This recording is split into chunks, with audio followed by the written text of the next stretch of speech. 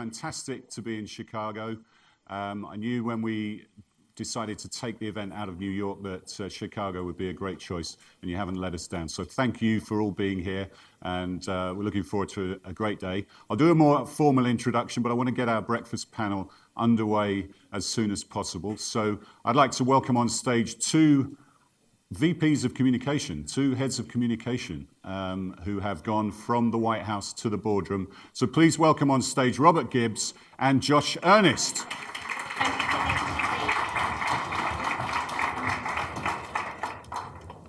Good to see you, Steve. Good to see you, Josh. Robert, morning. So how are you? Interesting to see the sartorial choices. Robert went for the slightly more relaxed look, but that's the invite said business casual, and I thought, what am I going to wear to work today? And this is it. So would that have worked at the White House? On a Saturday? On a Saturday. Maybe, but certainly not. Well, that's what Sean Spicer thought when he came in on that Saturday, wasn't it? Anyway, let's not. It fits. So, how are you both enjoying Chicago? Both moved up here reasonably, recently. Gibbs is basically like a native compared to my short tenure here. I started at United in May, so I've been here for the best weather months that Chicago has to offer. Yeah. It's made it much easier to persuade my wife that moving here was a good idea. But we just moved into a new house in Winnetka, and we're getting settled and excited to be here. Good stuff. And I should say, obviously, Josh is head of comms over at United Airlines, and Robert is leading communications at McDonald's. Robert, you've been here a bit longer. You got a chance to experience a winter up here in the Windy City, and you're inured to that now. 3 winters that have gotten progressively colder. So I don't like the trajectory of where this is heading. The one thing you have to get used to is having this discussion with my son last March when he was excited because you feel it here now. Fall lasts like 15 minutes in Chicago. Spring lasts 15 minutes in Washington, and sort of you go from March 1st to March 14th, and it's basically summer. And he was all excited at the beginning of March that spring was here, and I had to break it to him that we only had 2 more months of winter to deal with, and some of that was the coldest stuff. So I guess that's one of the changes you two have undergone, but the sort of topic of the panel and what we wanted to dig into was moving from that most senior press role at the White House into a corporate role. And Robert, maybe start with you. What were the skills that are transferable from those 2 roles? Because we see a lot of people coming from politics into communications and taking on those sort of roles. What were the skills that were really transferable for you? I think the skill sets that you learn in politics, and particularly in campaigns, are very, very easily transferable. You're using data to figure out a message and an audience set, and what you have to do to move some group of people from one place to another. The velocity with which that happens, particularly in a campaign, and I think about right now in an election cycle, every day is a month, essentially, in terms of you've got stuff that you have to, a message that you're trying to get people to understand today, you're trying to react to what your opponent is saying, and so you get a lot of experience very quickly. And so I think that part of it is, I've found real utility in having folks that have been in that political space. I think the challenge always is there's a language to business that you have to understand. And I think to be particularly credible in the boardroom, you can't just have a skill set of what you're functionally good at. You have to be able to understand and speak the language of the business. And it just takes a little bit of time to learn whatever business that is, to immerse yourself in our case, being in a restaurant and understanding what customers want, understanding complexity and all those things that takes a little time. The one thing that is very similar is the use of acronyms. I feel very at home. I feel like I'm in a briefing with the Pentagon, and you sort of are going through things, or you go into a meeting and you're thinking, what does that exactly mean? I'm going to Google that right after we get out of here. So, but the skill set I think is very, very transferable. Have you learned all those acronyms now? Are you up to speed? Most Using of them yourself? Jokingly, they used to say there's a book of these, and I need to get that book because I don't think that's actually a joke. I think there is a book of that. Well, it's McDonald's University. I'm sure there's a textbook. I go check that book out of the library. And how about you, Josh? Obviously, still bedding into the role, but what are the skills that sort of made you suitable for the United role? Well, I have the benefit of being early enough in my job that I can still ask in the meeting what those acronyms mean, and I still do that frequently. Part of it seems to me that there are also a lot of very fundamental skills that I think are also broadly transferable.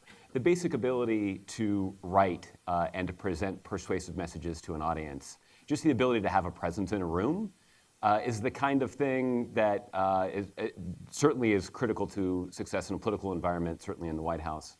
But that also makes a big difference in terms of being able to play a leadership role from a communications perspective in a company. And some of that is understanding the language of business. And some of that is also demonstrating a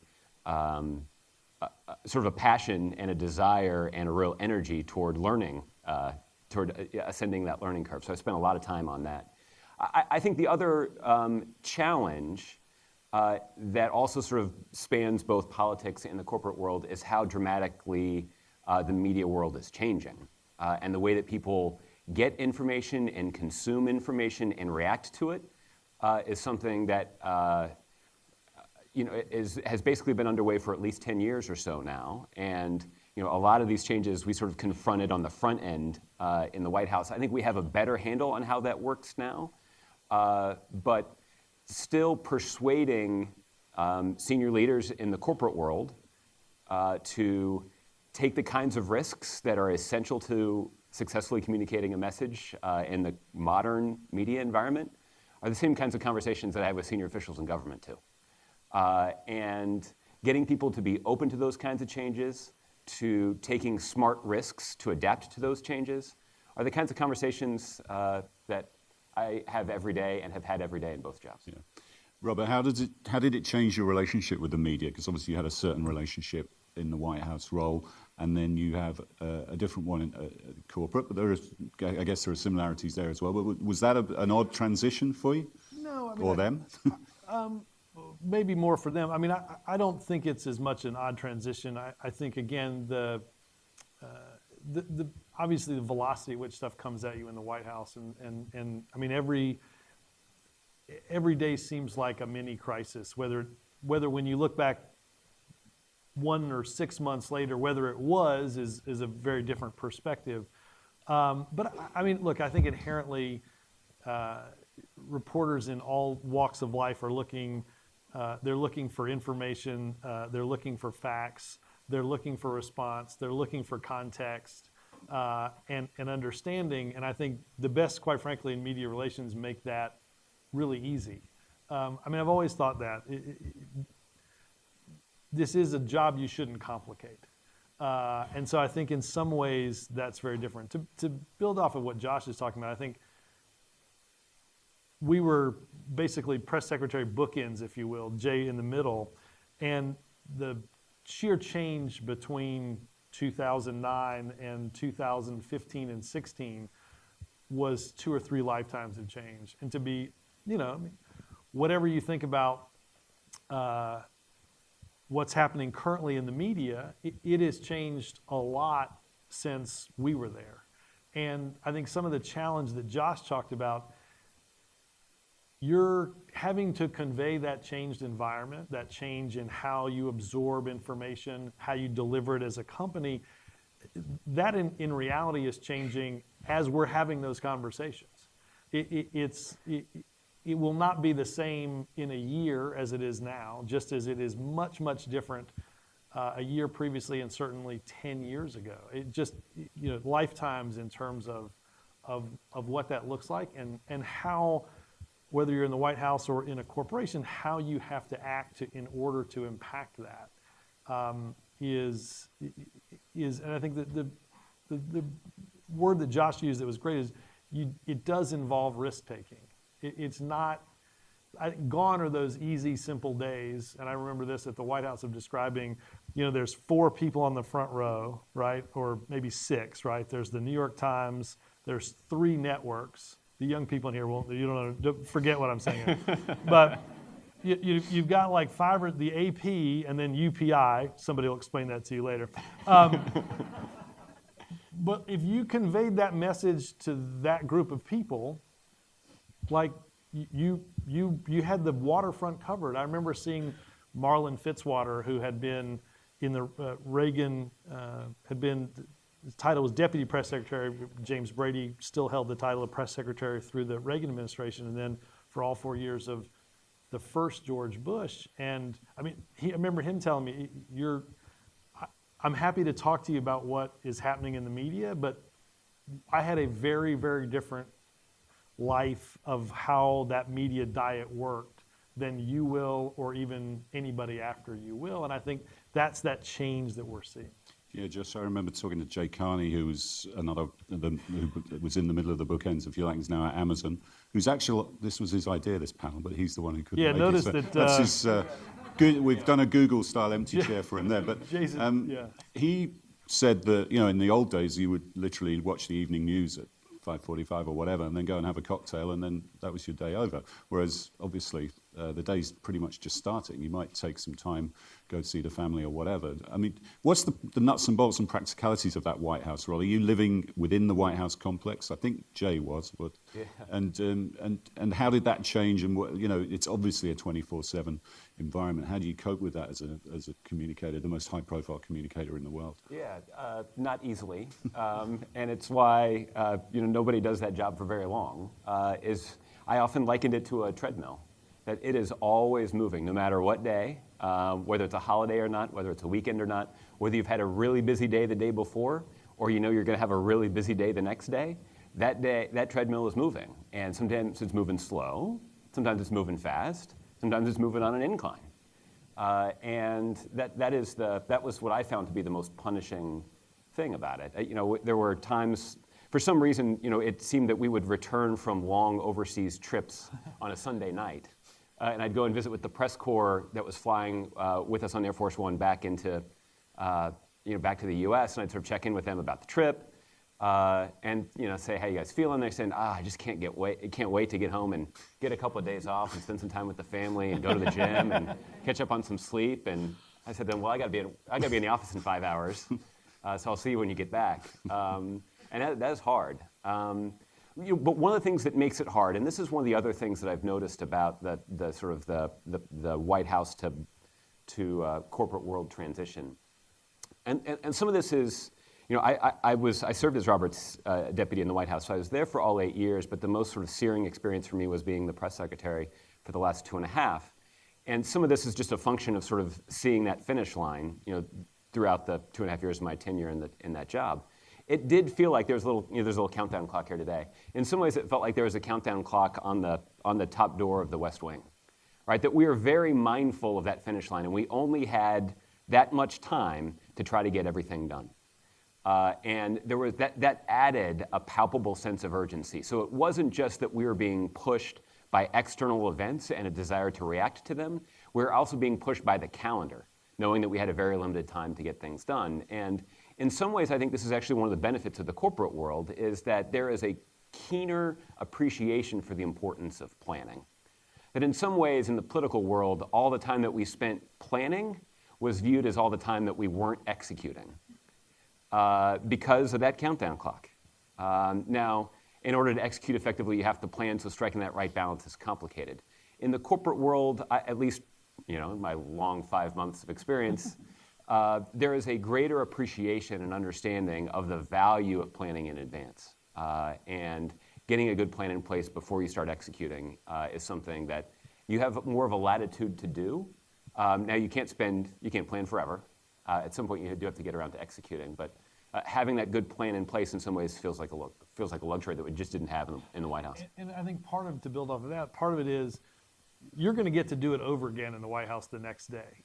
I mean, in reality, you don't get that answer right. It's going to come at you 6 or 8 more times in a very short period of time, right? And in the corporate world, you you have opportunities, but you really have to maximize and get those right. And you want to drive them in a way that's deeper and richer and fuller. Again, you get lost in, again, just the pace of it, because you know instantly if something's not right. If you've given an answer or you've done an event and it didn't work, you literally can go back, spend 30 minutes and say, okay, let's go do the answer again.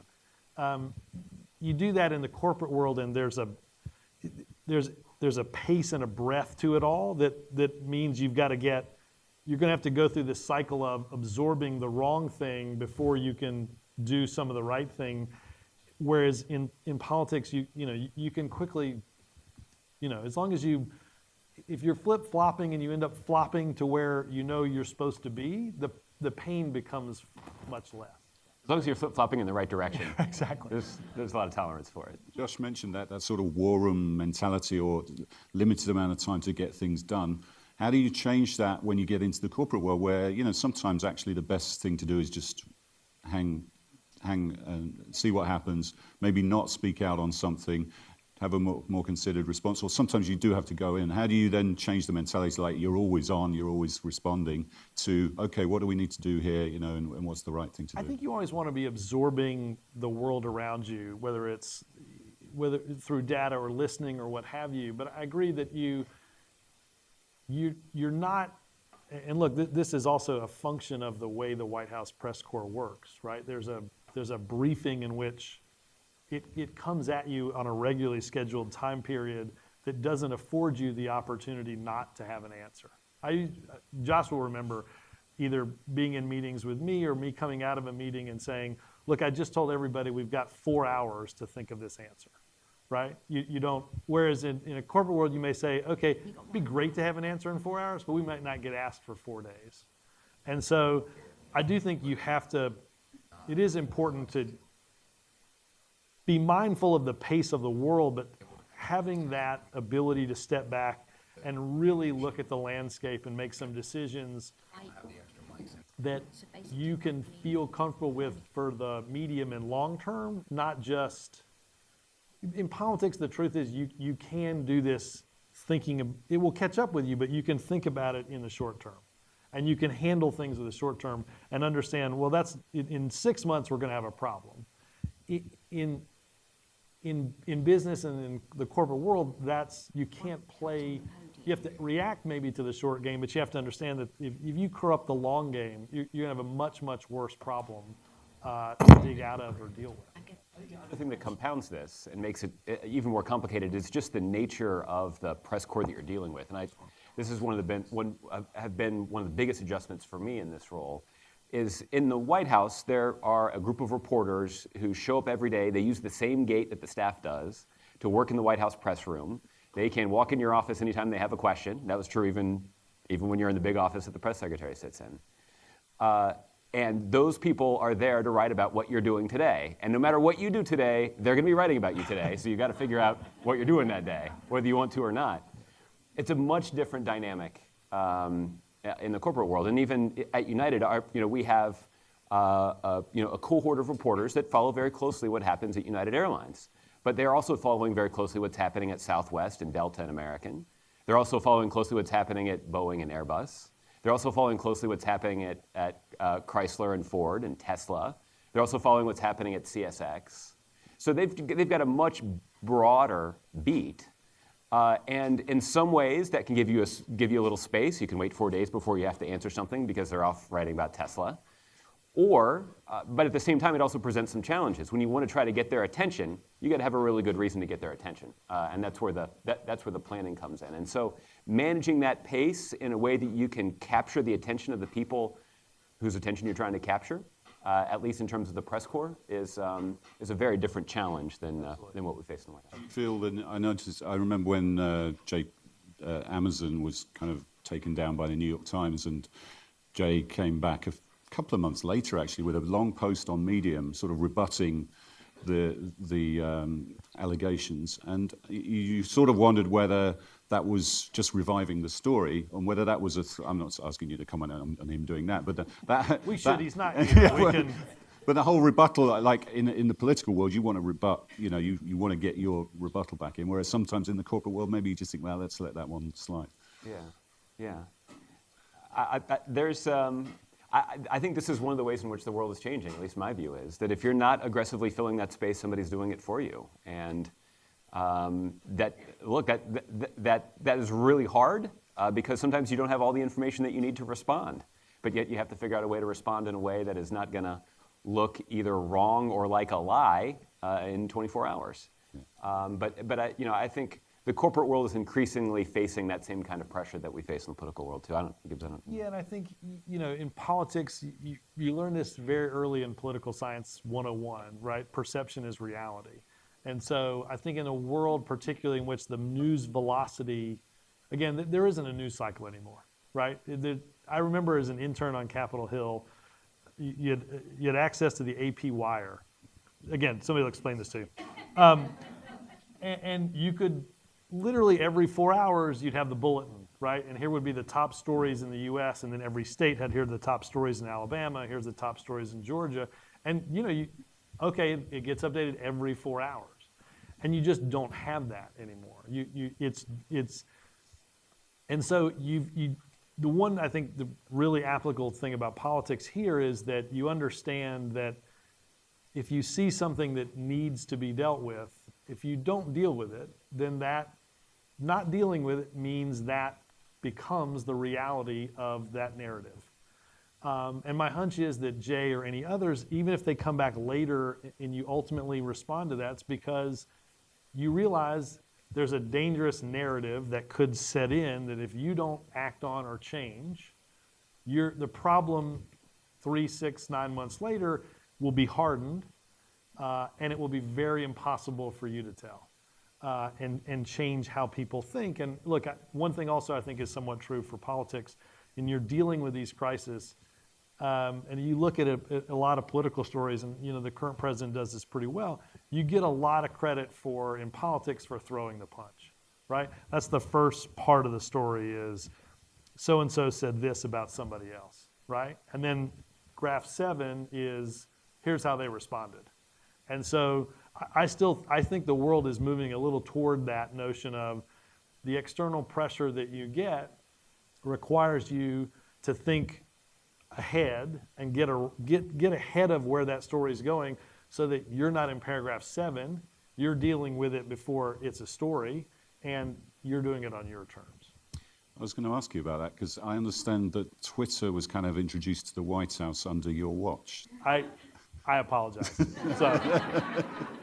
But that has changed the game, hasn't it? We did a story at PRWeek about Wendy's launching a new product based on someone doing one tweet. So it's changed communications, but it's changed the way brands position themselves. I mean, it took 20 Tesla CEO tweets something about that. It can change the narrative in seconds, can't it? So how's that changed your job, Josh, especially in the airline industry, as we know? Yes. Everything's on Twitter now. I thought a lot of people tweeted about the White House when I worked there. Little did I know how frequently people tweet about the airline business. And it's not always complimentary. It's not always complimentary. It's funny how that works. Right. The peanuts were great. Yeah, people probably know we did choose your CEO as our communicator of the year 1 month before that Dr. Dow incident on the plane. Yes. So thank you for that. I know you weren't there, but long before I was around. I wonder how long you can get away with that excuse. But yes. Yeah, for as long as I can. To answer that question. But seriously, that's changed the way. It's changed the playing field, hasn't it? It has, and in a couple of ways. One is that there are 200 people board a flight to Newark today. We've got 200 reporters that could potentially be broadcasting their experience on the plane, good or bad. And like any reporter, they're much more likely to notice the bad than the good. So that is a real challenge. The upside is because of their instantaneous reporting, if you can build in the capacity, you have the opportunity to instantaneously respond. And in the aftermath of the Dr. Dow incident, again, also before I was there, United did engage in this effort to build in a capacity to dedicate a significant team of people who are monitoring social media, who have sort of the customer care background. They know how the system works to be able to help people find their lost bag, or to compensate them for a delayed flight, or to do whatever it takes to try to make it right. And that ability that's a good ability to have, right? In a world before Twitter, people who had lost a bag or were otherwise marooned would be on a 20-minute wait to try to get through on the 1-800 number that may or may not be answered by somebody in the Philippines. So the ability to respond and respond effectively through those channels is a positive. I don't know if it's a net positive, but at least does give us the capacity to demonstrate some responsiveness to our customers. And this is an obvious thing, but having the velocity accelerator of Twitter and then add video to it. I mean, there are a dozen great examples in the last 2 years of how something described as an event is markedly different if you're watching that event, right? So we just dealt with it in Chicago, the Laquan McDonald trial. To have a police officer shoot somebody and then to watch the video of it changed completely the perception. You look at like Ray Rice and the NFL. When you heard it described what he did, it's shocking and abhorrent. When you see the video, it's inexplicable. And so that velocity of how quickly everything moves, and I will say, and it would be, we shouldn't get off this stage without talking about the fact that we're also all dealing with the fact that the first thing you have to do is, particularly now on social media, is ask yourself, is what I'm about to respond to real? Or has somebody figured out how to manufacture and make this up? Yeah. Or are there a set of events that may be spliced together in a way that are different? And I think, again, some of that is true in politics and some of that's true in business. You say, well, did this really happen? Did that vote go that way? Or did you? But it's much different than that. It's much more like two people looking at something and seeing something from a different side or a different lens. You've got you have the weaponization of social media in a way that I think wasn't hard to conceptualize could happen, but boy, for the most valuable companies in the world not to be able to solve it, for people that pitch that they're changing the world, not being able to alter it, I think is something that we've not fully come to grips with, and we haven't fully. I think people haven't fully taken responsibility for. You can push a great platform into the world, but you also have some very keen responsibilities as to how that platform operates. And if you can't control that platform, then you have to ask yourself, I'm sure if we could talk to the captain of the Titanic, he might have a different view of the route he took, right? And so if you get into an unsinkable ship and you drive through and you think you can't be sunk, your actions are different. If your platform launch is, hey, we're here to connect the world and people can say and do what they want, but you're not able to control some of what is said that is an accelerant to hate or violence, that's something that has to be looked at. It's going to be. And I do think that I'm generally an optimist by nature, but I think on this one, the trend is not moving in the right direction yet, and we've got to bend that curve. I want to touch on one other thing, Gibbs, you mentioned about the velocity of the way that information is consumed and reported, and then that reporting is then reported on. And during my tenure in the White House, we actually created an @POTUS Twitter account, so the President of the United States would have the capacity to tweet. And we were sort of experimenting with how to use that channel, and a couple of times we experimented with having the President actually make an announcement in a tweet. And this is something that caused a lot of consternation in the White House press room. They were used to being the forum, where the President would make news. Now there was this other weird thing where he would make news in 140 characters, whatever it was at the time. And there was one day, I remember early on, when the President had made news on something, And a reporter emailed me and asked if they could come up and talk, and I said, sure, come on by. And I was expecting them to be wanting to come to complain about us sort of going around them and using Twitter. But this person actually came in my office, closed the door, and said, I understand why you made the choice you did to announce the news this way. But in the future, can you just send me an email when the president's going to send a tweet and make some news? And I said, you may not understand exactly how this works, but I will try to help you. This was a sophisticated reporter, and if you think about it, this is a reporter who spent 12 hours a day at the White House. This was a sophisticated consumer of information about the White House. This is a sophisticated consumer of information on the internet. This person was paid a not insignificant sum of money to do this work, and yet he was having a hard time keeping up. Why are we surprised that average Americans who are going about their day with their 8-hour-a-day job and taking their kids to soccer practice, why are we surprised that they're having a hard time keeping up? And we haven't solved this yet. Yeah, it's the whole thing about a brand becoming a media owner, and the brand in that case was the president. Let's throw it open to the audience. We've got a few minutes left for questions, and we have some roving mics, I believe. Stick your hand up if you've got a question. Just say who you are and where you're from before you ask your question, please. At a journalism school here in Chicago area, we looked at the development of so-called fake news about 2007, 2008, and it started with, we thought, people not doing fact-checking any longer, particularly for the younger journalists who were graduating. That was one of their jobs. And it didn't go over well when I made that course proposal, let's just put it that way. What is your take on that? And I know there's history that goes back 1,000 years on fake news, but what was your experience on that phenomena, whether it's called fake or? Yeah, so I remember, I'll go back to the 2007 time period too. I was in the headquarters for a while and then traveled with the candidate for a good portion of the campaign, and I remember you get the clips at 6 o'clock in the morning and you're going through them, and probably third or fourth day in a row I'm seeing this internet chatter about a birth certificate.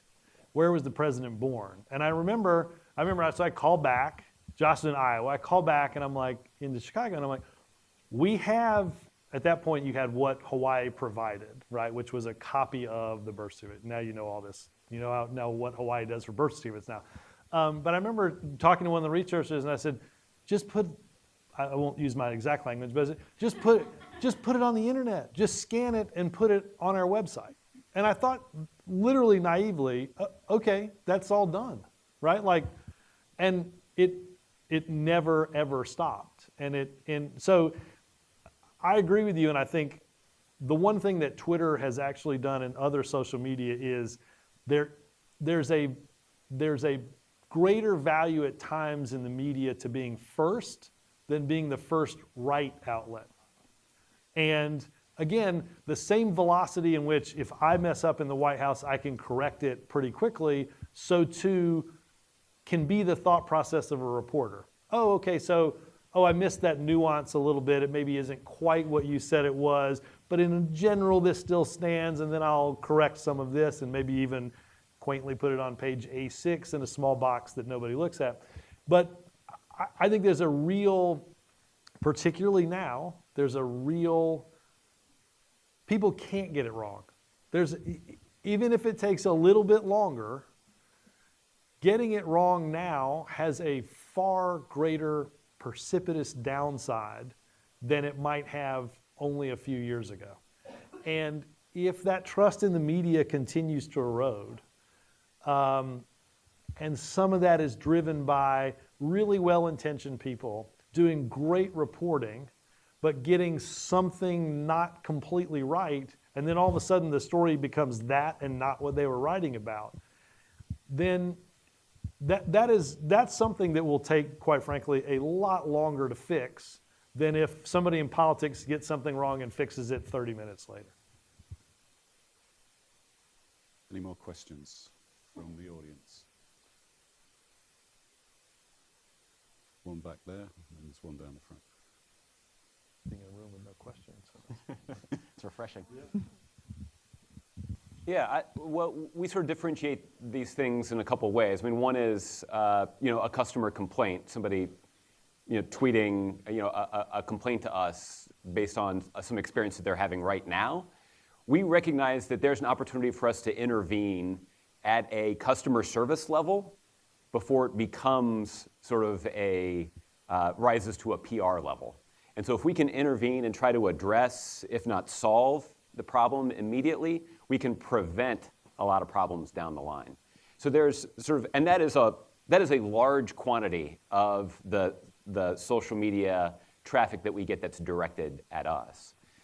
In other cases, there are incidents that are less about customer complaints and more about observations that could threaten the brand. And in those situations, what we try to do is to use social media as a medium to try to respond to what's happened, but also to try to demonstrate some action, to be able to use that medium to say what we did about it. And sometimes it's hard to know exactly what to do about a particular situation, somebody behaving badly on an airplane. But trying to demonstrate some action and doing that on social media is a way for us to communicate that directly. I think sometimes it's easy to get to a place where we sort of rely on those old rules and say, well, we'll just sort of monitor the discussion as this takes place on social media, and if a reporter asks about it, then we'll have a statement for that reporter. But that's a little, like two ships passing in the night.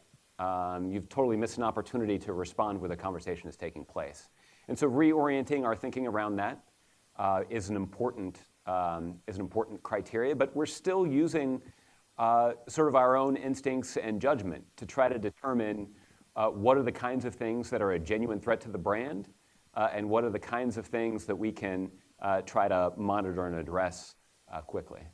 Yeah. The only thing I would add is, I think the biggest debate you end up having in the short term is it a one-to-one response or is it a broad response? And I think that's where you have to look at a lot of different indicators on reach, impact, engagement, so that you're making a determination, am I going to take something that I want to respond to, but put it up here in its importance? Do I need to? Do I want to? Or can this be done at a smaller level? I will say, I mean, one of the things that we've done is, and I laugh almost because we've got this pretty intricate system where if we start to see, based on a bunch of keywords, any velocity in the movement of social media, and I mean, it doesn't take a lot to trigger the email alert system that we have. It's a very, very quick turn on that graph, and all of a sudden it's in your inbox. The reason I laugh is when we developed this, I was like, yeah, I want to be on it. I want to get all these things. And at first my assistant set up a nice little folder, that I never saw or went into. And I feel like I'm missing this. Can you set this up on my regular email? And then you literally will go, if you put your phone down on the weekend for a few hours and you pick it up and what in the world is happening? And you realize, again, there's 3 different mechanisms and 3 different measures, and the velocity changes, and all of a sudden you've got 15 of these that you're trying to figure out, okay, what is this?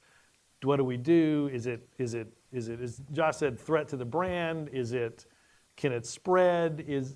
Again, how do you look at it in terms of dealing with it on that small case by case, if you will, versus, and look, there may be times in which you want to demonstrate something bigger and more important about your brand in a way, you know what, here's an avenue and an opportunity to take something and make it bigger. I actually want to lean into this.